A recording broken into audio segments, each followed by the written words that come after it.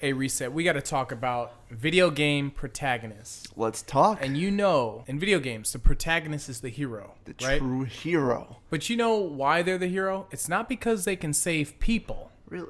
Do you know why? Why? It's because they can save the game. You son of a...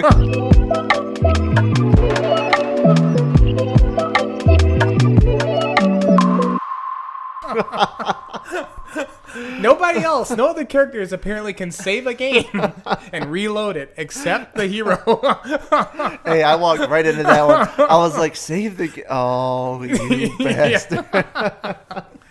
Well, welcome to Power and Reset, y'all. Welcome back to another wonderful day, another wonderful What's episode. You got Power, you got my awesome co-host, Reset. Hello. Yeah, we about to reset today. We about to reset our whole formula by talking about characters today. By talking about protagonists. Heroes. Champions. You know, I got to ask you, Reset. Man, to you, what makes a hero? Man, okay. I mean, obviously it's, the player, the main character. Right, of course. But I think to me, you gotta save something, be it True. Save the world, Yep. Save the princess, save the day, Absolutely. Save the game. You save the game. Gotta save something, but also you gotta at some point become badass. Yes. And however that manifests, whatever that is, there's gotta be that moment where you go from schmuck to, hero. You have that ultimate moment where you save the day. Absolutely. What about you? What do you think, Power? What gives a hero their power? I think you hit the nail on the head. To me, a hero doesn't necessarily mean a hero in a video game, at least, doesn't necessarily have to be the person who saves all the most lives or the most characters, but their agenda is to complete whatever their goal, and hopefully that is to make a change in the universe that they're in for the better. Yeah, so some of the characters we're going to talk about today, I think, that I want to bring up are interesting. They may be seen as vigilante or anti-hero or whatever, but they're striving to complete some grandiose goal, and I think that's what you need to have if you're a hero. And you're absolutely right, you need to be badass. At some point, you could start off as, you can't even tie your shoes, but by the end, you got to be drifting a GTR or something. You got to be you have to have that, what they call the hero moment, Yeah, that defining moment. And so we set ourselves a limit. We were like, we're going to talk about heroes, but each of us were only allowed to pick a couple. I mean, we're talking like 4 to 7-ish, we had to really trim it, and that's tough. I mean, if you Google a list of like the most iconic video game characters, it's going to be like 50 people, and then there's going to be 80 million comments about like, you forgot this person, you forgot this one. Absolutely. It was tough. It's tough. And one of the things we also want to say is just, these lists are personal, so these don't mean that they're these not guys objective. They're completely personal, and it's also tough because there are so many awesome characters, and I'll give some shout outs later that I want to talk about, and I just don't know their stories. I've seen them in games, I've seen them in magazines, I've seen them in all sorts of media, and I'm like, man, that character looks or is badass, but I just don't know enough about that character's backstory, and so there'll be honorable mentions later on. For those characters. Yeah, and that's the best part too, because that means that your list, that my list, is completely different than everybody else's. Absolutely. You ask anyone else, their list, and even what they consider to be a hero or the category they're picking from, completely different. I mean, somebody's hero might be the $5 gems they bought on their mobile game. Right, that's true. Hey, maybe Bejeweled has a hero that I don't know about. Some protagonist. The match 5 or something. Yeah, exactly. I don't know. Oh, man. Well, I'm going to start us out. And I'm going to start us out a little simple. Power up. I don't think anybody will be surprised when I say this first hero has saved the world countless times and is a master of a variety of weapons and techniques. Interesting. This hero is such a hero that the hero has hero in his title. And we're talking about Link, the hero of time. Yes. Right? We got to talk about Zelda. We got to talk about Link. And for people who don't know the series, pick the series up, do it now, get involved with it in some which way or fashion. Make it a part of your gaming life. The thing I love about Link, right, is Link is a character that you as the player can name, but the community has taken the name for him as Link. And in each iteration, each Zelda game, it's usually a different Link. So it's a descendant of one Link, or, it could be a spin-off, an alternate universe version of Link. There's an official book of the different timelines now. Yep. Exactly. A book that breaks down all those timelines and branches. But it's cool because the character's still Link. In any game, Link has, I guess, 3 things, right? He has the green tunic. Not too many people can pull off a little green pointy cap with the flop in it. The pointy cap, and he's got the Master Sword in every single game, I think, excluding maybe one. And sounds right. The plots typically revolve around him saving a kingdom. And to do that, he's got to infiltrate volcanoes, forests, ice caverns, wherever the hell he needs to go. Yep. And he's got to figure out what type of equipment he needs. He's got to fight all sorts of critters and creatures, things that'll give you nightmares, giant spiders and trolls and goat men and all sorts of... Yeah. I'm saying goat men, man. Like, he's fighting dudes who turn to giant goats and all sorts of... Like, ninjas. This guy's fighting it all. And he's using hook shots and boomerangs and... Like, Link, to me, first of all, Legend of Zelda Ocarina of Time, one of the first games that I really, really ever enjoyed, got into. And so he's one of the first heroes I was ever exposed to. And the coolest thing about Link to me is just his versatility, right? He can use anything. He also, his basic powers, obviously he's a great combatant. He knows how to use a sword, top tier in that, different types of weapons. He's pretty durable, and he has the mark of courage, which is part of the Triforce. The Triforce in the Zelda series is basically power, courage, wisdom. Power is literally power. It gives you all this crazy power boost to basically whatever you are. Wisdom being wisdom, and courage is more like... Courage is kind of cool because it's just that thing you need to be a hero, right? It's not as defined. It's that abstract, that high level. Yeah, anyone could have it's courage, almost like but luck. what does it mean to... Right. Yeah, it's pretty cool. And so Link just, man, I've always appreciated that character. I love that in Ocarina of Time, you get to start as Link as a child. You get to battle these creatures that are literally like the size of a small building, and he's a little boy fighting them with a slingshot and all this stuff. And then you see him, without spoiling it, you see him as an adult later in the game. And he just, even the voice drop, the way his slashes go from, to it was so cool. His hero moment to me in that series, spoiler alert, for any fans who have not played, just skip ahead a few seconds. But his hero moment was when he pulled that Master Sword out in the Temple of Time for me. Out of any of the games, the entire series, when he pulls the sword out, oh man, and you see him come out as an adult, it was... The cinematic, the music, yes, the intimacy of that moment where you'd been fighting and learning and striving towards it. All of a sudden, this payoff that said, okay, this is a milestone. Oh, well now, okay.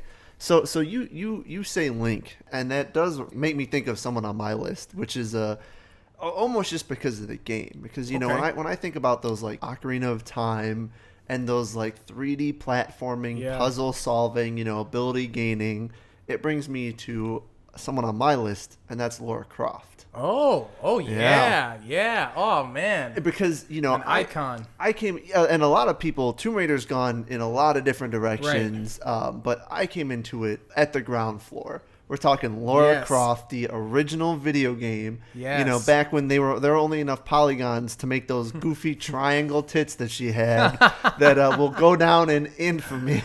yes, it will. But those games, it was the same thing where it was, you kind of stepped into this protagonist, but unlike Link, who was, that silent protagonist and had that strength and just relentlessly pursuing that goal, Lara Croft had an attitude. She was, this witty, kind of sly, charismatic, British adventurer archaeologist. I got these Indiana Jones vibes. Yes. But it had that cool progression where it didn't really feel like a hero. Like you're almost kind of just playing as like a person at first. For sure. Like, yeah, you were just like, okay, I mean, I'm this archaeologist. I'm going into these like tombs for these artifacts.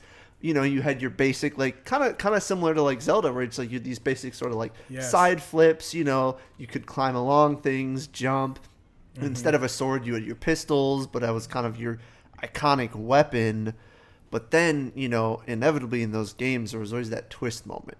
There was either like an antagonist or like some kind of supernatural element. Dinosaurs even, I think. I mean, all sorts of things in those games. And it would shift from like, oh, I'm just doing this because I want to get rich and I want treasure to, like, I got to stop this like evil from resurfacing, or I got to stop this bad guy from getting to like the well of immortality. It always had this like moment where it shifted from like, I'm just in it to me, to now there's like a greater purpose. And that was always that hero shift. Yes. But what will always make Lara Croft a hero to me, and this is, I think, in the second game, I might be wrong, but I'm pretty sure in the second game, they introduced a training level, which was Lara Croft's mansion. Oh, I know this. So in between the different levels, you could just go to this mansion, and it had like an obstacle course. You could practice the swings and the flips and like jumping over water, but there were a few secrets built in, and one of them was the whole time you had this creepy old butler following you around. Your butler, he was just this hunched over, creepy looking dude with a tray, and he was just following you in the Resident Evil now, like some of those villains where they would constantly follow you, and the only way you could stop it is if you went into this freezer in the house and you let this guy in and you could trap him in the walk-in freezer. That is what will always make Lara Croft the ultimate hero to me, is that she shamelessly locked her poor old butler in a walk-in freezer just to get peace of mind. That's a badass hero mode, I'm not going to lie. That's pretty kick-ass. Yeah, Lara Croft, she was just so damn witty. And in the newer games, not so much. They kind of brought her back down. I would say she's even more relatable, obviously, in the new games. But in the originals, she was like she was an action hero. Like, she had the one-liners and all the... But the other thing I got to say about her was... As a young boy playing those games, boy, was she sexy. And they capitalized on that nonsense. They knew. I encourage our listeners to look up some of those old Lara Croft magazine covers, Loaded, Time Magazine, PC Gamer, Next Gen. I mean, they sexualized the hell out of this character. It was unbelievable for little children. Like, I mean, I know the game was probably, like, I don't know, rated T, maybe, like, or whatever it was, but, like... I had never seen anything like that. Like, as somebody who was playing games at the time, I was like, "What the hell? Like, this is a video game." And like, it was pretty, pretty jarring at the time. But just a badass character. I loved the way she could flip. Like, you could jump, backflip. She'd be popping two pistols. It was like the Matrix before the Matrix came out. Like.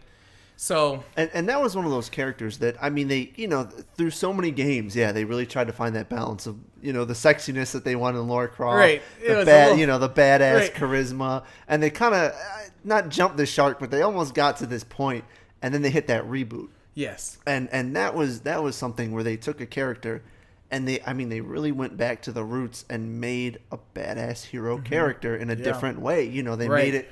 They kind of like, this was post Nathan Drake now, and post a bunch of these different characters, and they really kind of tried to get back to just this sort of epic, supernatural archaeological adventure, and really just like build this character up, because they went back to the roots. They were like, now it's not established Lara Croft who's done all these things. Yes, it's young Lara Croft. Yes, and we're going to show you that journey into becoming a hero. Right. Yeah, and even talking about Link, they didn't do that stuff with him. Link is the same character basically that you would have seen in Ocarina of Time.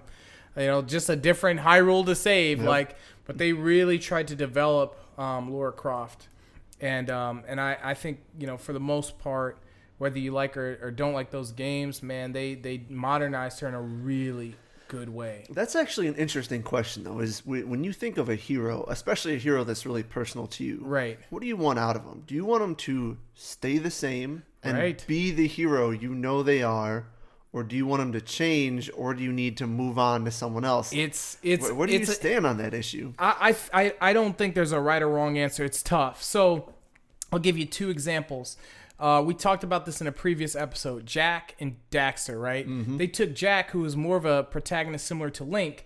He was a silent protagonist, platforming game. He jumped around, punched and kicked things, and saved the world. And they turned it into a GTA style, like, badass in the second one. I even gave him a beard. I loved it. They gave him a goatee. Like he was like, man, shut up, Daxter. Like he was cool. Like he spoke. Like they took a character who couldn't say a line and made him into like a wisecracking, like ladies man style, like, you know, Nathan Drake style hero. And it was Naughty Dog at the time, and I loved that. It did give more depth to that character. I felt like, because even when I went back and played Jak and Daxter, yeah, there's no character there. You know, the guy is silent, he punches and kicks. And so I thought it was really cool to see him go through a range of emotions rather than just seeing it on his face. But then they can also fail. So Devil May Cry, which brings me to my next hero, Dante. Okay. Dante. So Dante from Devil May Cry is this wise-cracking, cool, bossy, half devil, half human, half maybe even part angel, you know, superstar. Like he's basically David Bowie with a sword and just like, I mean, he's just kick butt. Like the series covers basically the majority of his life, even though he may be even immortal, to be honest. But like it starts with him as, I guess, a teenager with the third game, and then it goes all the way through to him meeting his nephew, you know, his brother's son. So they cover a lot of time. But just before I dive too deep, going back to the other point, they tried to swap his character when they changed the series from Devil May Cry to DMC. And the DMC version of him was, in my opinion, not nearly as cool. I could not stand his style. I didn't like his one-liners. I didn't like his look. The character. They didn't try to modernize him like they did Lara Croft to make him more believable, but they tried to alter him for a new audience, and I could not get behind it. So much so, apparently others agreed that they ended up going back to the old style. So they made Devil May Cry 1 through 4. That much. Yep, they did a new style and they retconned it and went back to Devil May Cry 5 with the old cast. So, but going back to Dante. This guy has so many hero moments that I it's hard to narrow them down, right? First of all, like I said, he's half devil, half human. His mother, I think, was a human or angel. I can't recall. His father was like basically the Lord of all demons, like, you know, this. And in this universe, a devil doesn't mean Satan or something like that. It just means like, you know, like the Lord of the underworld or whatever, but not like Lucifer or anything like that. But anyway, his father was like either the head guy or he was like a top demon named Sparta, just a super powerful demon / devil. I think they called him a devil. And so Dante was raised on Earth by his mother. I think his mother is killed when he was a baby, and so he kind of raises himself. But he's got all this crazy power. He's basically immortal. Bullets like don't hurt him. By the time he's like 18 or whatever, like he can get shot anywhere and just brush it off Wolverine style. Amazing. He has mega super strength to the point where he can take a standard katana, swipe it, and it would cut the entire like Ceres Tower in half. Like, I mean, just ridiculous. He has a form he rarely ever transforms into because it's so powerful, where he becomes like this demon devil dude who can fly, shoot beams, and he's just awesome. Awesome character. And he's one of the most badass heroes because even though he is part devil / demon, he's all about humankind. Like, I'm not saying he's going to save everyone, but he's going to try his best to do what's right every time. He's going to try to save as many people as he can. He's relatable. Like, he tries to, you know, if you were down, he would cheer you up. He's one of those type of characters. He is a hero. He's a hero. And, but he's also part of a nasty, bloody series with guts and violence and all sorts of crap. So, nevertheless, just to get to his hero moment, right? And I got to give it to the first game, Devil May Cry. If you don't ever want to go back and play it, just look this cutscene up. It's in the opening. At one point, a character comes in. Dante also runs a bar. So and the bar is called Devil May Cry. He's just a boss. How much more badass can you get? He's a boss. So he runs his ragtag, dumpy ass bar called Devil May Cry. Character comes in talking about, I know who you are. You know, you're the son of Sparta, blah, blah, blah. This character kicks him around a bit, boom, boom, boom, knocks him against the wall, takes one of his own swords and like impales him into the wall in his own bar. He's on the ground, sword and gut, and she takes, I think she takes a motorcycle, an actual, like a Harley, and chucks it at him. And mid-chuck, this guy starts smiling, laughing. He pulls out 2 pistols. His pistols are called Ebony and Ivory. And he just starts spraying this thing, keeps it from hitting him, and then gets up through the sword, rips the sword is in his innards. Uh-huh. He gets up, tearing his innards out, talking shit. Oh. Like, yeah, blah, blah, blah. Like, doesn't even care. Like, it was the coolest. When I saw that scene and the game came out for PS2, I couldn't believe I'd never seen anything like this. I was like, this guy is a monster. Like, this is who I'm playing as? Like, this is badass. Yeah. And not even to mention, Dante just looks cool, man. He wears a red jacket, white hair, standard looking, just cool ass. Like, he's the type of guy you'd see on a motorcycle, and you'd be like, man, nice bike. And he'd be like, yeah, I'm traveling across the country. I'm about to go to Kansas City for a day. Whatever. Like, he just is cool. So he's got style. He's got style. It's funny about heroes is you got some heroes like Link who can rock a green tunic. Barely, but yes. Yeah, barely. I wouldn't even say Link got style now. I didn't give him them credit. That but credit, you got heroes that, they just, they work with what they got. And they ain't got much. Their clothes are iconic for a reason. Right. You got heroes like Dante. Exactly. Whose clothes are iconic for a real reason. Yes. Hell yeah. It's actually funny that you say that too, because like in that game when you fight, usually in it's an action RPG. When you fight, they usually give you like points, like bonus attack, blah blah blah. And that one, it's all like the terminology is like style and cool, epic, like all those kind of like descriptors, and it's like it fits, They literally got to the point where they were like, let's be honest, this character is so badass that even if you suck, you're already badass. So what we're gonna give you points for, right? Is how badass. Can you be? Exactly. This hero's so cool. It's like, man, but how cool can you be? Yeah, you're just cool no matter what. It's incredible. The series is awesome. You go to YouTube, look up some combo strings people put together. It's mind blowing. The game you play, you're slashing your sword. Somebody else be like, that's child's play. Same game, but they're doing stuff you'd never seen before with that same character, same combos, just mixing it up in an awesome way. Yeah, Devil May Cry's kick-ass. Dante, definitely one of my top heroes, man. Okay, well, when we're talking about style and we're talking about, badass characters, I mean, that's got to lead me, I think, and especially right when we're talking about white hair, that's got to lead me into one of my most badass characters, Geralt of Rivia of The Witcher. Okay. Okay. Let me shut up. and I know this guy's already at the top of like every list out there. Absolutely. I get it. I'm not exactly throwing the unpopular opinion out there with this one, but look, I mean, you've got this character.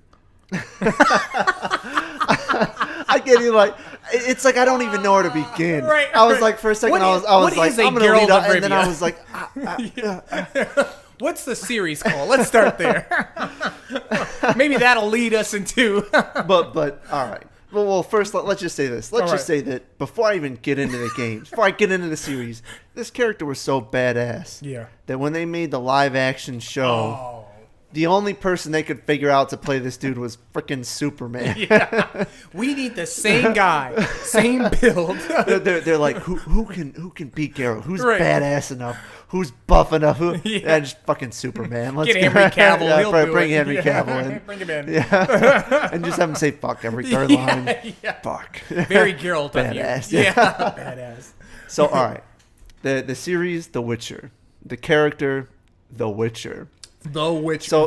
Witcher. This guy is a Witcher. Mm-hmm. One of a dying and rare breed of monster hunters. And already right there, I mean, just his job alone has elevated him into the leagues of the classics. The Van Helsings, all these different. He is a monster hunter. And how much more heroic can you get that someone who, for a living, not exactly the best paying job, but for a living goes around and kills monsters to save people's lives. But he does it with such style. He's just so badass, so I don't want to say not compassionate, just so cold he's seen it all. I just gotta say it. I gotta say it, Reset. This dude is so freaking badass. He keeps one sword for monsters and he keeps another for like everyone else. What kind of badass? Like, I think of awesome swords, right? Cloud Strife and all. These guys have one weapon, right? That I fight with. This guy's like, you know what? You ain't even worth this sword. I'm going to keep this sword for when I slay monsters. And I'm going to keep this one for when I kill you. like, man, how much more badass can you be? And he rides around to do it all. Yeah. On a horse with the most badass throwaway name ever. What is it? Roach. Oh. Wait, come on, Roach. Roach. He couldn't even, he was like, let's be honest. Roach. His horse, every time he calls him, the horse walks up shaking its head, just like, man, you couldn't have picked anything else, bullseye, I don't know, like anything. but to his hero moment, I'm gonna look at Witcher 3. Oh, it's the game that so many people have played. Yes. It's the one that really catapulted CD Projekt Red to the pinnacle that they would then collapse underneath them with Cyberpunk. But they. This is the moment where he really goes off. And you could argue that literally from the moment the game opens, when you find out what his quest is, it is the hero moment. It is. But there is a specific part of this game that I would say is really like a true hero moment, and it's not epic in the way you would usually think. Okay. But from the get-go, already in Witcher 3, you are going to save, his essentially his daughter, his sort of like adopted daughter, Ciri Cirilla, and he's on this quest to figure out where she is and to like save her, and there's a whole bunch of stuff going on. But the reason this guy is so badass is he will go to a town and and there's like the wife of somebody is like missing and people have died and there's like monsters on the loose. And he knows he needs to like get the details that he needs to go save his daughter. Right. But that does not stop my man Geralt from challenging everybody he sees to a game of Gwent. It's his true triumphant hero moment. When he walks into an inn, he's searching for his daughter Ciri. The first thing he walks up to the innkeeper, hey, you, grabs him. Yep. I got a question. Whatever you want to know. What do you want? Please. Would you like to play a game of Gwent? And they bust out the cards. They clear off the table. They pour the ale, and they start playing a game of Gwent. And it makes him the best and worst hero I've ever seen. And that is up there with those noir movies where you have a detective who's like hot on the case of like a murder, and yet he finds the time to be sitting in his office smoking like a cigar, drinking being like, scotch. It was a dark night in my city. And then you got Geralt here just like, Ciri's out there, but I gotta play Gwent. It's so true. It's so true. But man, talk about badass, because when you got into the combat, they already had this system where there were so many different layers. Because first of all, as a Witcher, he has these powers, these like runes. Right. So this is a world of magic. There are like these witches or these like sorcerers out there that can do, proper crazy magic, teleporting with portals and all this crazy stuff. Witchers, they just know these hand signs. So basically, this dude knows the equivalent of ASL, except it causes him to cast like fire at people and stun people. Yeah. So he's got these, he's got, like you said, he's got two swords, one for just regular people, one for monsters. He's got, these awesome signs, these runes he can use to cast these awesome powers. Word, Igni, all these awesome signs. Yes. But then he is a master of potion craft. Oh, you literally, as you go around, you collect these alchemical components. You get these flowers, these weeds, these different like bat wings, and you put them together into these potions that are so potent that they would kill anybody else, but not Geralt. He can consume these to level up his powers to fight these monsters. And if you go overboard, you go into this badass mode where you see the like veins on his skin have turned black. His eyes have gone completely black. And he just goes off. That is where he's just unleashed the sheer might of his power. Yeah. And just between that and some good old Gwent, that to me is why Geralt is the truest. Absolutely. One thing I love about Geralt too, he's a gruffy, grizzled hero. We talked about Link. Link is like a little boy basically compared to these guys. Laura, sexy protagonist, beast, rich boss, just a boss, like. And then Dante, just kind of like your jockey, like also sexy, stylish dude who's Geralt is a rugged, just down to earth, like he'll fight you in the swamp, no problem. Hands and feet scrapping, getting scarred up, like he was cool. This is not a cinematic happy ending. No. This is every choice you make is absolutely bad or more bad. Is it like right or it's not good or bad? It's right or left. It's this gray area or that one. Yes. Which my next hero, right, is more in line with Geralt. I gotta bring him up. Solid Snake. Yeah. Solid freaking Snake. Metal Gear Solid came out for PS1. I think 1990, whatever. It's basically, it's almost like an espionage tale. But this guy works for, I think, the U.S. government. But he's basically just like their more badass version of James Bond. Like he is the guy they send in these missions to figure shit out. And the original game, it's basically this antagonist who I don't want to spoil right now because he'll probably be on my antagonist list. Yep. But he basically has access to nuclear warheads. I think the game takes place in the 90s, maybe early 2000s. I can't recall. But it's a serious deal. So they have, and he's held up in some base in like Antarctica or something. I don't recall the details. So who else can you send? Who do you send? But the professional. Exactly. He's threatening to send him off. We got to infiltrate carefully, quietly. We send Solid Snake. We need the master of the covert ops. This guy is so cool because of so many reasons. First of all, Solid Snake looks badass. In the first game, or akin to Twin Snakes, which was the remake, he's got this tight black stealth suit that just looks sick, collars popped. It looks like Batman. Like Batman, if he was just like, I'm gonna take the cowl off, the cape off, I'm gonna just in my gauntlets. Yeah, just the essentials. Like that's what he looks like. He's got this badass voice done by David Hayter. He's always getting calls. He has this Kodak thing, so everybody's calling him. No matter where he's at, he could be in a vent and there's guys right underneath him. He can still take that call, no problem. They won't hear him. He's that good. Colonel, I'm busy right now. Snake, I need you now. Snake. Do you see a bathroom near you? I'm taking a leak in it right now. Snake, that's wildly inappropriate. He just is so cool. His abilities, he's a master combat expert. They call the combat in that CQC, close quarters combat. And he's just a master at that. He had the top trainers, Master Miller, these other characters that are littered throughout the franchise. The franchise now, I think 5 Metal Gear games, also a ton of spin-offs, portable ops, whatever the hell else. And it's just awesome. Cool note about that one, Metal Gear Solid Snake was based off of the character from Escape from New York, who was played by Kurt Russell.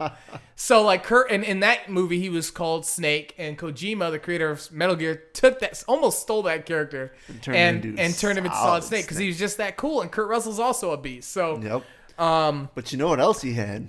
He had that bandana. He has his iconic bandana. Even if they strip him of his stealth suit, somehow he's got that bandana. They were like, even if he has nothing else, they're like, wow. If his one fault, he never keeps a weapon in that thing because they never strip him of it. He always has it for some reason. Awesome character though. The franchise really, really puts him through the ringer, right? So you got, and this goes into my second point about Solid Snake. For those who haven't played Metal Gear. Metal Gear 1, Twin Snakes first game, right? Second game comes out. Kojima did a bamboozle. He released all these trailers for Metal Gear Solid 2. People are stoked. Oh, Snake's back. You play the game, you're playing as a different character, Raiden. And you're like, what? Like, people were furious. They couldn't believe I got bait and switched. But Snake shows up. He's kind of more the mentor. It's still pretty cool in that sense. Third game comes out. You're playing as Snake. You're like, oh, this is awesome. It's Snake. He's back. Yeah, finally. He's the main character. But it's not him. This time you're playing as Big Boss, who also had the code name Snake. And so you're also bamboozled. He also looks just like Snake for reasons I won't spoil.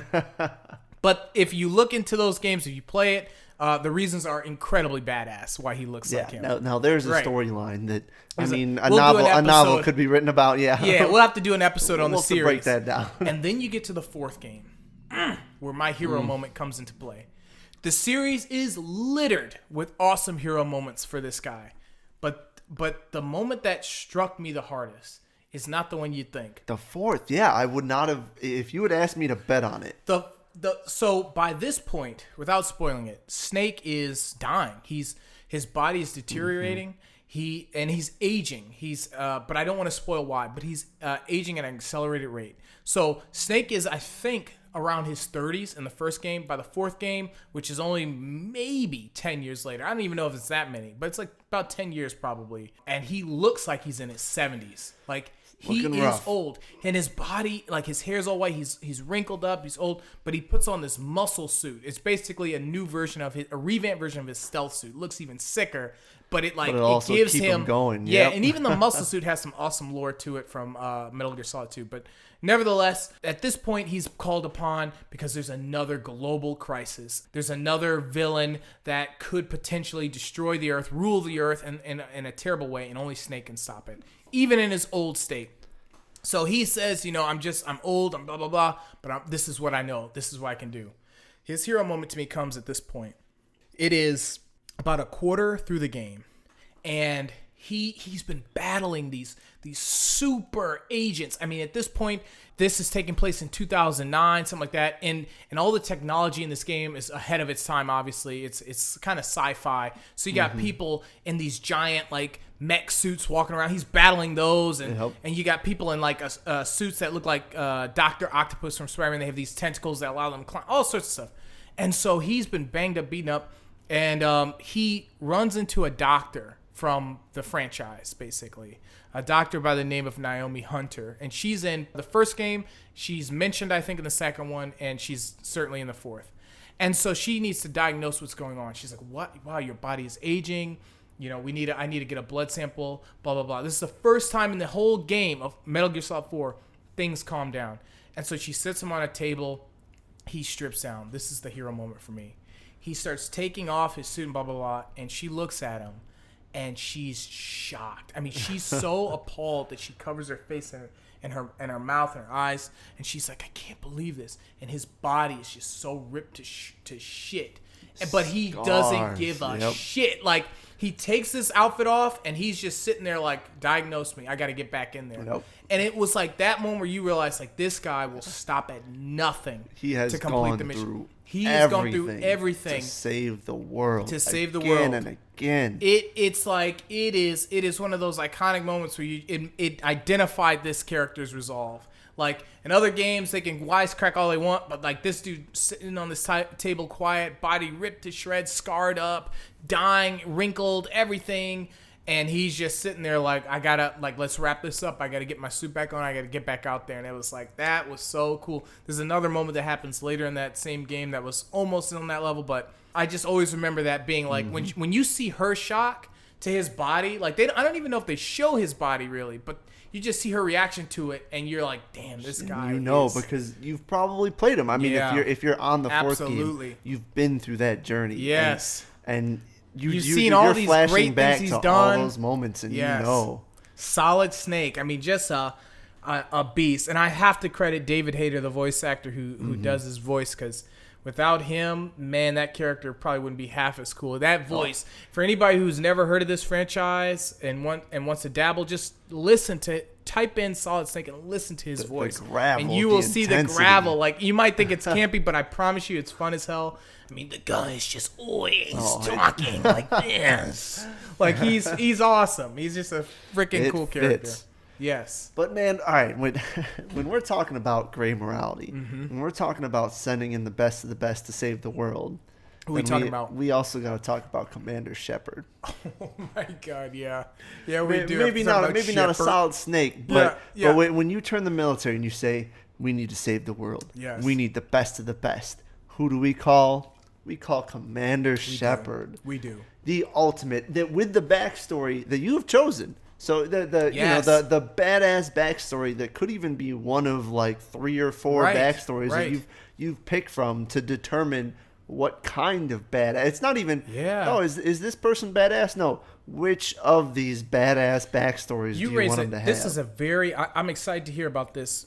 Because this is actually interesting. I don't have anyone that I was going to bring up like this, but you picked a hero that the player gets to kind of dictate what they do. So far, our lists have all been grounded and characters who you can't like control, like the outcome of the story or what they say or how they interact. You can't do anything like that. But with Shepard.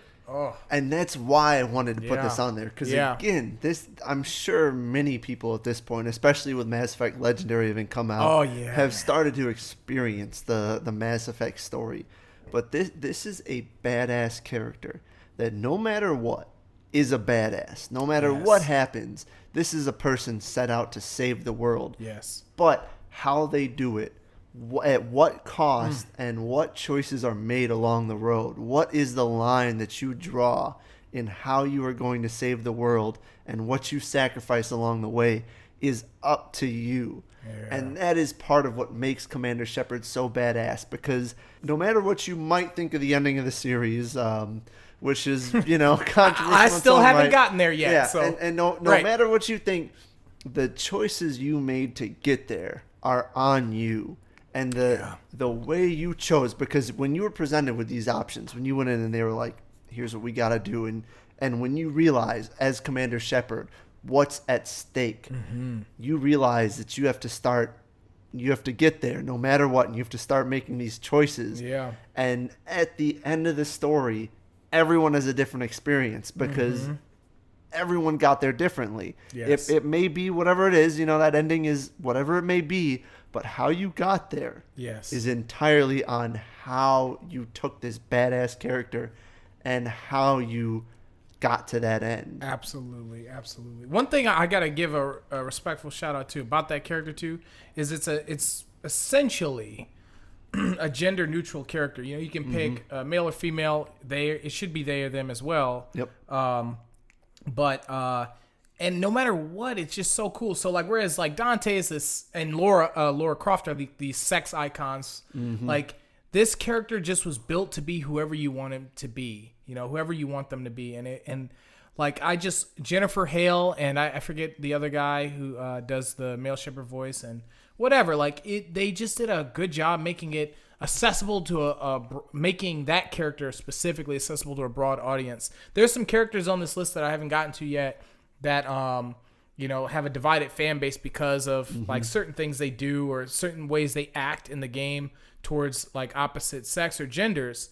And I just think that the guys at Mass Effect did a great job with Commander Shepard in that sense, in that regard. And that's tough because we're talking about our heroes, and again, as we said at the beginning of the episode, our list is not going to be anybody else's list. Absolutely. And everybody is going to have their own protagonist that they idolize, that they're like, these are my heroes. Yes. But with Commander Shepard, you could jump into this story without being like, oh, I need to follow this person. Yes, I have to be I need to kind of be like, okay, this is the person that is going to save it, and I want them to. No, you got to be the hero, and you got to say the hero of this story is this. Is this way. Yes. And that is something that is a hero moment in its own right. For real. Which is just getting to say that the hero of this story is, and dictate, this is what I want the hero of this story to be. Absolutely. And they are going to go out and, save the galaxy. Credit to 8 million times over. Yes, absolutely. That was a hero moment of its own right. But this was, when you got into Mass Effect, the badassery at the beginning was classic. This was, your sort of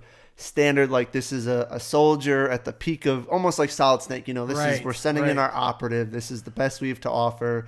They're a combat specialist in whatever class you've chosen. Yes. And so, okay, they kind of even, they throw at you that this is already a badass and like, this is a great, but then it's not even the combat that really sells the badassery. No. It's those choices. It's those moments. And throughout it, and so to me, my hero moment is a kind of a big spoiler. Okay. So I'm just gonna say this. Okay. We'll put in like a little time skip. Warning, sure. So this moment is in the third game. Okay. Pretty late. Okay. Skip a little bit forward. Maybe we'll be like, bing, like skip this. This hero moment of all the hero moments in Mass Effect is pretty far in the third game.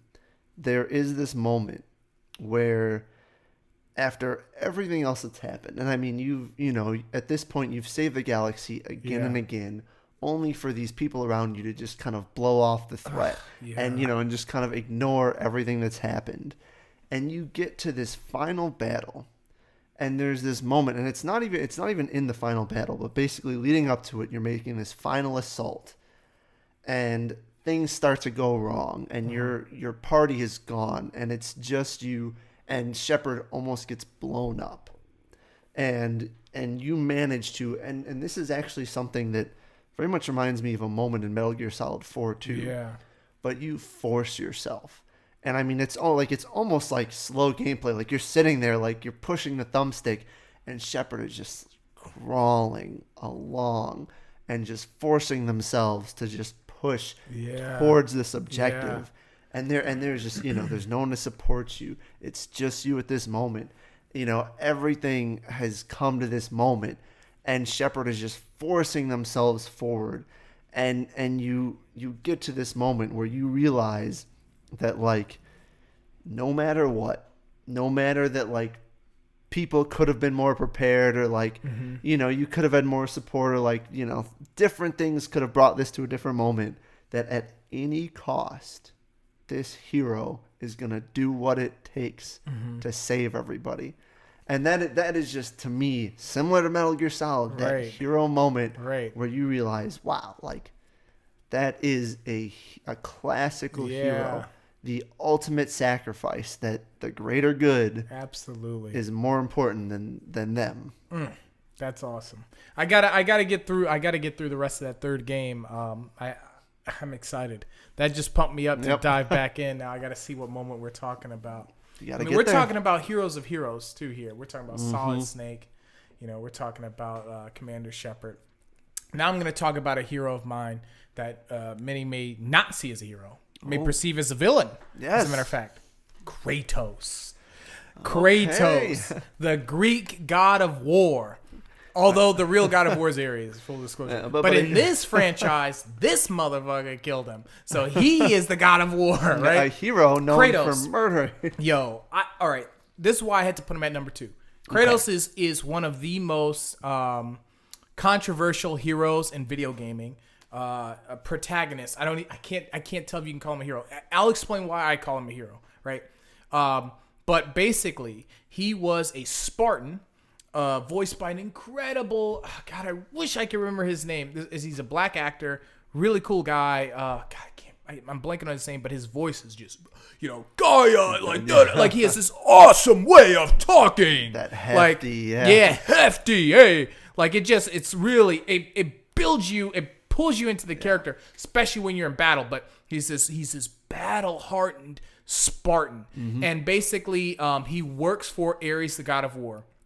In this universe, people are aware of the gods more so than they even were in myth, and to the point where they talk to them on a daily basis, whatever, blah blah blah. They properly exist. They properly exist, and so Ares uses him basically to run his armies, to fight. He's basically kind of coaching him into being a god of war, even though I don't know if he necessarily was trying to actually do that. But in doing so, he basically like casts a spell over Kratos that causes him to kill his own family, his wife and daughter. Oh, no. The only two things he cared about. Oh, no. He didn't care about killing hundreds of others for him, but just those two people, that's what he cared about, and he kills them. So, needless to say, Kratos is not happy. Once he snaps out, you'd think like he'd be like, no, what have I done? I'll kill myself. No.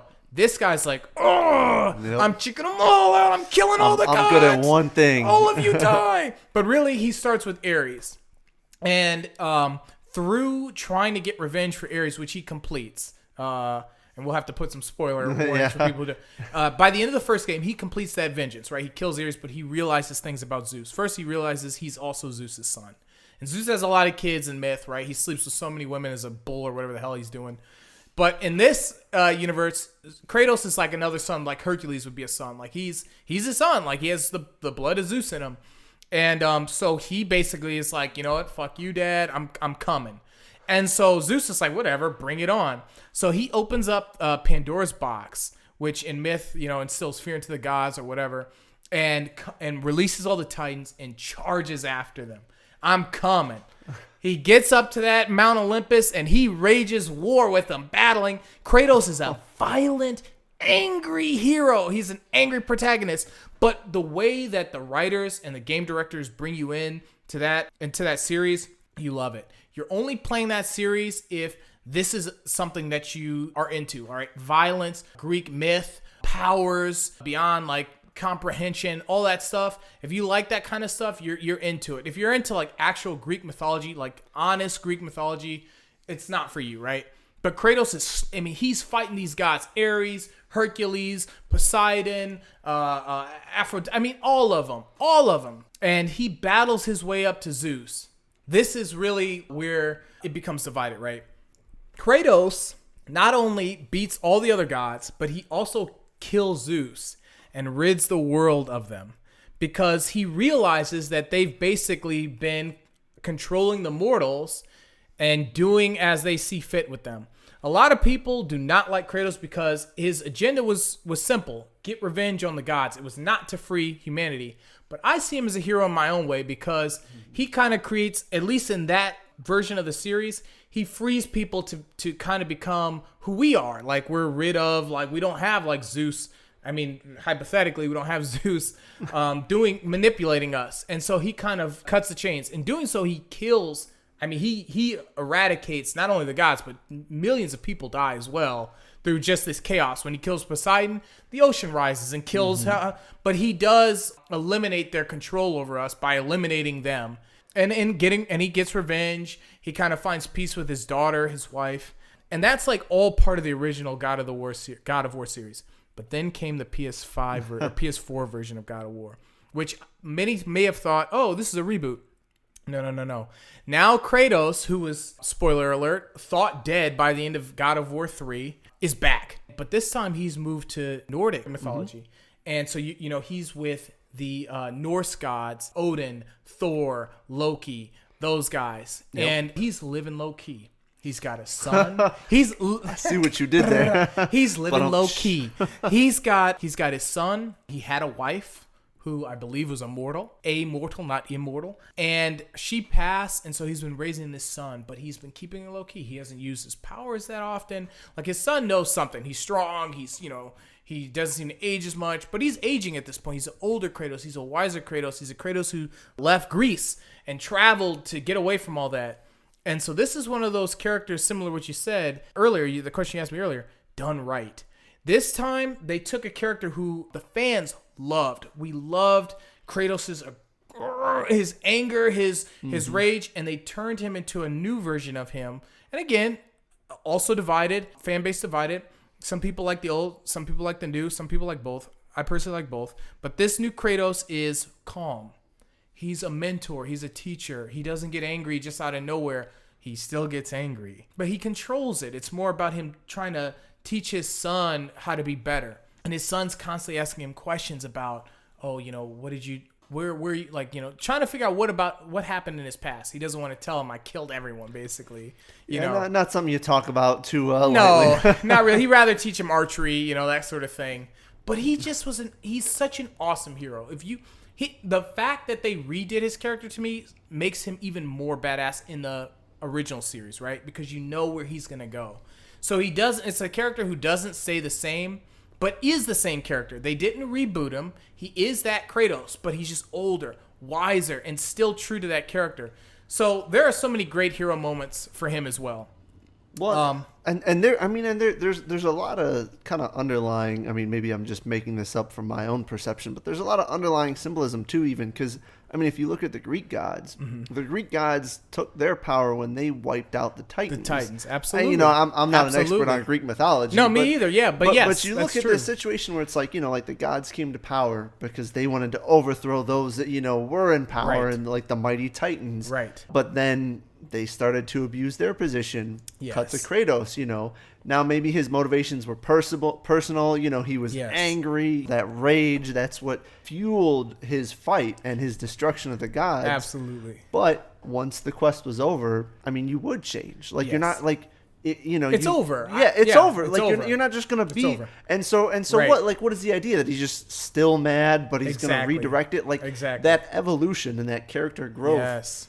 Is real and it is natural and it feels like it fits. It does. And there's an incredible moment at the end of that third game where after he kills Zeus, he says a line, and, great voice actor again, he says something like, now my vengeance is complete. And the way he says the line is such a calming, like, everyone's dead. There is no one else to kill. There is no more war. Even the Titans are dead, like, at this point. And, like, we're used to Kratos, Zeus, you da-da-da, Poseidon, blah, blah, blah. And, like, at this line, he's, now my vengeance is complete. You hear this calmness in his voice. And that was like a reward in its own after playing those 3 games.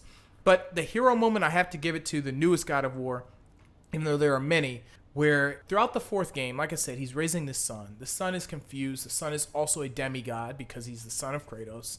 And he doesn't understand. He doesn't understand the world, the powers. He doesn't understand his father's history. He won't explain it to him. Incredible game. I cannot stress how awesome that freaking game really is in terms of storytelling.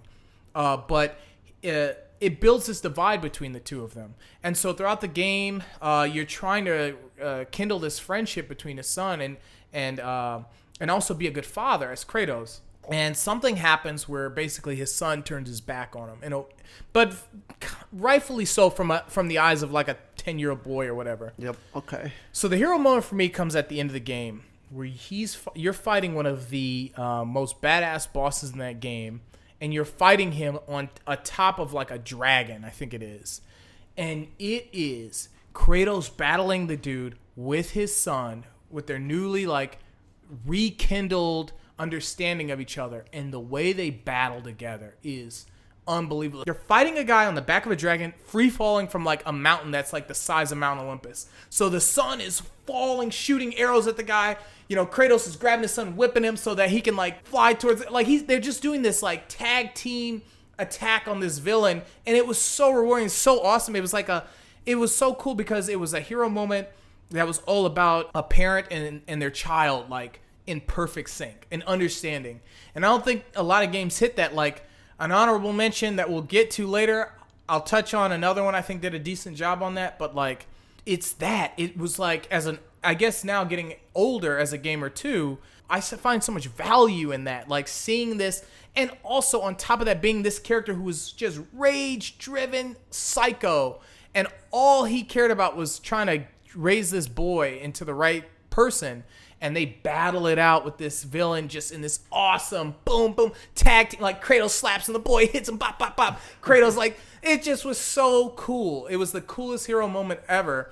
And it's almost shared with the boy. It's almost shared with his son, who's an extension to Kratos throughout that whole game. Just amazing. Man, and I love so many on your list. The hero moments themselves, the epicness that we've got to, is just, I mean, unbelievable. And so at this point, I think we gotta throw our top ones out there. Absolutely. Throw our mentions out there. Yes, throw it at me. But so this is going to be a gear shift, because from the amazing, unbelievable, fueled action of God of War. Yes, I'm gonna take us back to high school Japan. Really? That's okay. That's interesting. You're taking us back there. Where my protagonist has just been released from jail. Okay. To find his way in a society, that would reject him. My protagonist is Joker from Persona 5. Excellent. a hero who will save a world that doesn't even know it's being saved. Yes. A phantom thief, if you would say. Exactly. Right. Yes. The Persona series, I mean, in general, we'll do an episode. Amazing on it. Absolutely, heroes. We'll do an episode on the entire series. But this hero to me is a hero because I can identify with at least 50% of his achievements. And he wears glasses. Exactly. Reset, you right also... right up my alley, right. You know? He rocks a school uniform that I can't, but... well... but I have rocked the coat that he has worn in his Phantom Thief maneuvers. Those pictures have been deleted. You'll never see them. I want to dive into it. I know we're running tight on time, so we'll come back. We will have to do an episode on the Persona series. I mean, it's worthy of an episode in its own right. It's just to keep us moving. I think it's funny that you brought us back there because I'm also bringing us back to high school in Japan. Oh, really? Yes. My final hero, Ryo Hazuki from Shenmue. More of a high school dropout, but we open up in Japan. We open up with Ryo Hazuki running into his family dojo, which is attached to his family estate, and seeing his father murdered in cold blood, in combat, in mortal combat, and by the villain of the series, the antagonist of the series, who I will also talk about probably the next episode. And from that point on, Ryo needs to seek out that villain, right? Not much to say except that Ryo is a young boy. He's, I believe he's 17 or 18. He basically he essentially drops out of high school. He's not going to college, and he's dedicating the rest of his life to two things. Similar to Kratos, he's going to track down his father's murderer and probably kill him. But number two, martial arts. And that's it. There's something so interesting and respectable about the character because he stops at nothing. As a younger protagonist, he'll talk to anybody. He'll help anyone as well. Unlike Kratos, who he's about vengeance and just killing anyone who gets away, Ryo is still learning. And it's actually through those interactions with others that kind of temper his character a bit and may prevent him, without spoiling anything or whatever, may prevent him from committing murder on this So suffice to say, we've gone to space. We've talked about people saving the galaxy. Yes, We've talked about heroes blessed by the power of the gods in the Triforce. Yes. We've talked about, heroes with supernatural powers. Okay. We've talked about demons. But suffice to say, apparently the best heroes of all of them are teenagers from Japan. Damn those Japanese. Those dang Japanese teenagers. They're just better at everything. They are. Good. All right, well. We've got a little bit of time for a couple honorable mentions. You know what? Rattle them off because I got a list, and I'm just going to throw them out. Go ahead. So my number one honorable mention for the greatest hero of all time, the Nintendo Mii. Oh, Lord. Because when I got that 300 in bowling, it wasn't at my local bowling alley. It was with that Wiimote in hand Absolutely. at a GameStop. It was after whacking that arm of yours, and you weren't whacking off this time. No, the Nintendo Mii wasn't always what I was gripping. What else you got? You got any other honorable mentions? Yep, okay. And then I got the classic create your own RPG character. Because if there's the greatest hero of all time, it's the one you spent 5 hours creating in the facial whatever simulator and who couldn't even walk, trying to pick your class, literally, and spending the turn-based combat looking at their back for the rest of the entire game. It's true. It's true. What do you got for us, Power? Look, brace yourself. I'm about to rattle them because I got a ton. I got Ciri from Witcher 3. Check. Incredible, awesome daughter of Geralt. I got Beautiful Joe. Awesome cartoon character, Power Ranger morphing mother effer. I got Claire Redfield, survivor of Raccoon City incident, zombie fighting queen. I've got Samus Aran, somebody who has the most bossy suit. I've got Nathan Drake. I've got Sora from Kingdom Hearts, the corniest hero you ever see. I've got Clementine from The Walking Dead. I've got Squall from Final Fantasy VIII. I've got Ellie from Last of Us. Her relationship with Joel is incredible. I've got Ken Ogawa, who nobody knows about from Ninja Blade. And last but not least, I have the Hero of Light from Final Fantasy XIV. Man, and that's another episode we'll have to do. Final Fantasy XIV. Yes. So I got some things to say. Yes. But we got to wrap this up. Power. Absolutely. If you had to rate heroes, the protagonists of the games that we play, what would you give them? Believe it or not, we've had a lot of problems, but I got to give it 5 out of 5 worlds saved. They nailed these heroes. And I got to give it 5 out of 5 NPCs romanced. I'm looking at you. hey, that's an orgy, man. But okay, folks, thank you so much for listening. If you want to talk about what your favorite heroes are or tell us why you disagree with our lists, write us at powerandresetpodcast@gmail.com. That's powerandresetpodcast@gmail.com. Tell us what you think or an episode that you want to hear us talk about. And as always, as we reset for next week, let's hit that power button and get to playing.